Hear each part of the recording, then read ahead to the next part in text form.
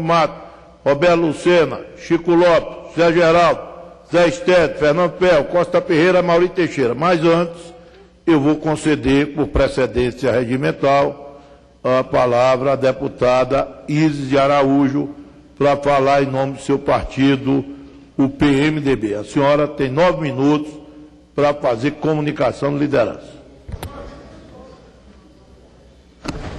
Obrigada, senhor presidente, senhoras e senhores deputados, senhores que nos assistem pela TV Câmara. O plenário dessa casa prepara-se para votar no próximo dia 26 a chamada PEC 37, a polêmica proposta de emenda à Constituição que representa, de uma certa forma, uma autêntica queda de braços entre o Ministério Público e os delegados, que disputam o direito da exclusividade das investigações criminais. Sabemos que é papel do Ministério Público defender o patrimônio nacional, o patrimônio público e social.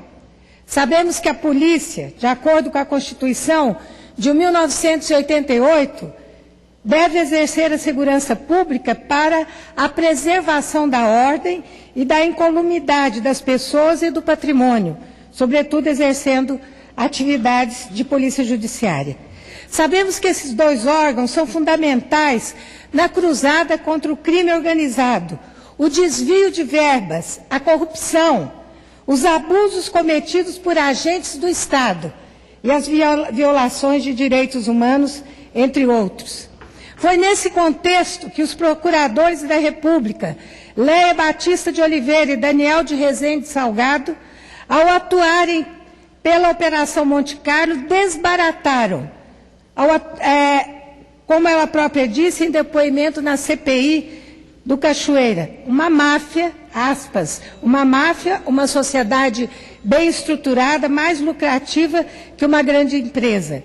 Um grupo profissional formado para o cometimento de crimes graves. Fecha-se aspas. A coragem e a determinação desses dois procuradores foram fundamentais para encurralar a quadrilha. Esta ação patriótica foi igualmente exercida pelo juiz Paulo Augusto Moreira Lima, responsável pela ação penal derivada da Operação Monte Carlo. Ele autorizou as escutas telefônicas que desvendaram a ação dos criminosos, determinou a prisão do bicheiro Carlinhos Cachoeira e acabou se afastando devido às ameaças que sofreu. Mas, senhor presidente, a despeito do resultado da votação da PEC 37, o que dizer quando, neste momento, nem o MP e nem a polícia se apresentam para desvendar casos absurdos, verdadeiros delitos cometidos por altas autoridades do poder público? É a pergunta que eu faço.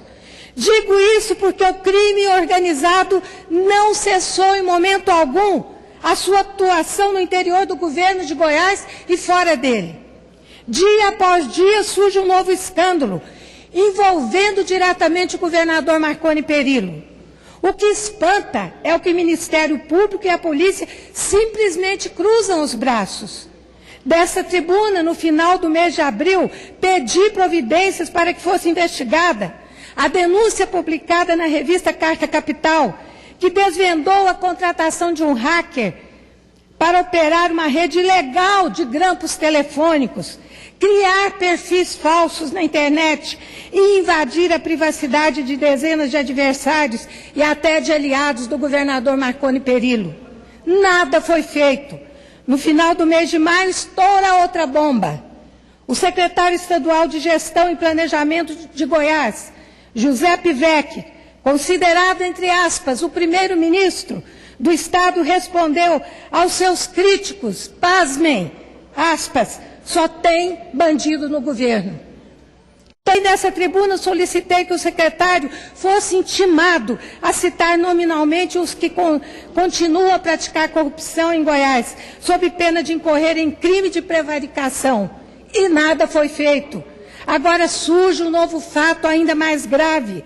Na última terça-feira, o contraventor Carlinhos Cachoeira, principal personagem da Operação Monte Carlo, publicou um artigo no Jornal Goiano, que está percorrendo o país, no Jornal Diário da Manhã, com o título, aspas, A Verdade Sem Mentira, em que formalmente faz severas ameaças ao governador Marconi Perillo.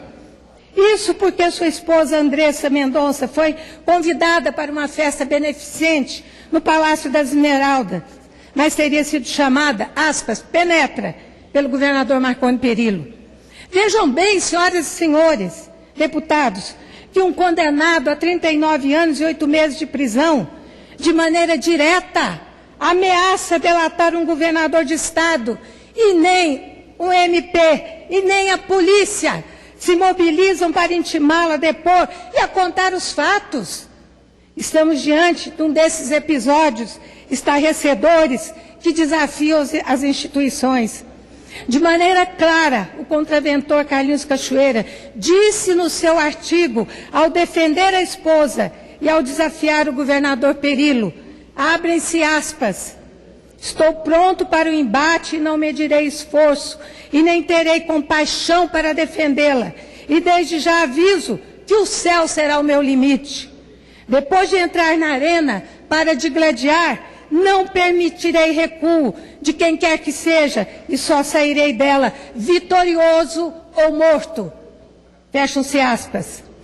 O tom ameaçador de Cachoeira contra a autoridade máxima de Goiás continua dessa forma. Abrem-se aspas novamente.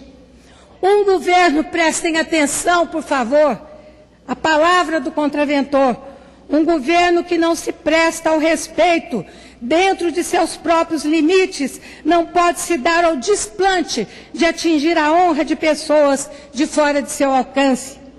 Estou falando de um governo que permite que um dos seus principais expoentes diga ser esse mesmo governo, composto de bandidos, e não recebe uma reprimenda exemplar, a começar pela exoneração sumária. Fecham-se aspas.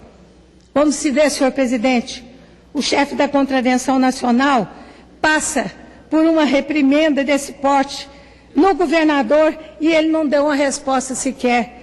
Não disse um pio, outra vez se recolheu, disse que não iria comentar o assunto. O governador do estado, acusado claramente num artigo no jornal, disse que não ia comentar o fato. É o governador do meu estado de Goiás, do meu querido e amado estado de Goiás. Mas a coisa não fica por aí. No final do artigo, Cachoeira mostra que tem muitos podres a serem revelados. Abrem-se aspas. Se quiserem saber onde estão os maiores problemas e as principais sangrias dentro desse governo, é só encarar a briga. Que eu estou pronto para o embate. Aspas. Cai para dentro quem quiser, que eu sustento o desafio. Escolham as armas. Aspas. A caixa que Pandora abriu e permitiu que as desgraças se abatessem sobre os homens será brincadeira de criança do que posso perpetrar para defender a honra e a dignidade minha e de minha família. Fecham-se aspas. Depois dessa leitura, qualquer observador tranquilamente conclui que o governador de Goiás, Marconi Perillo, não respondeu às ameaças e ao desafio de Cachoeira, porque de fato tem o rabo preso.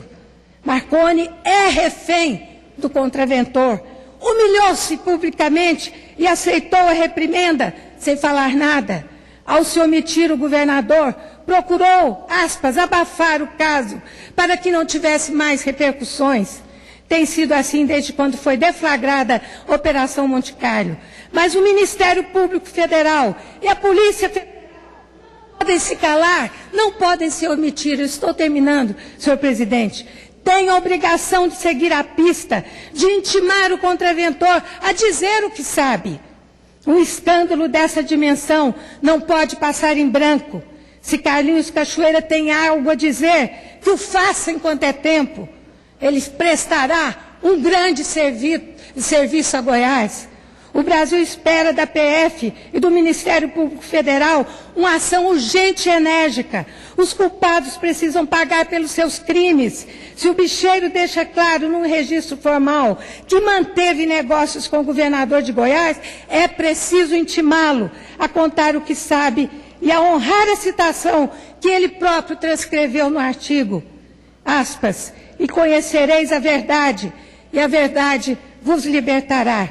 João, capítulo 8, versículo 32. Era o que eu tinha a dizer. Muito obrigado. Iniciaremos agora o pequeno expediente. Já chamei alguns parlamentares. Deputado Gonzaga Patriota, em permuta com esse presidente, o senhor tem até 5 minutos. Senhor presidente, senhoras e senhores deputados, depois desse pronunciamento aqui da eminente deputada goiana Iris Rezende, eu tinha até um pronunciamento para fazer nesse pequeno expediente, mas vou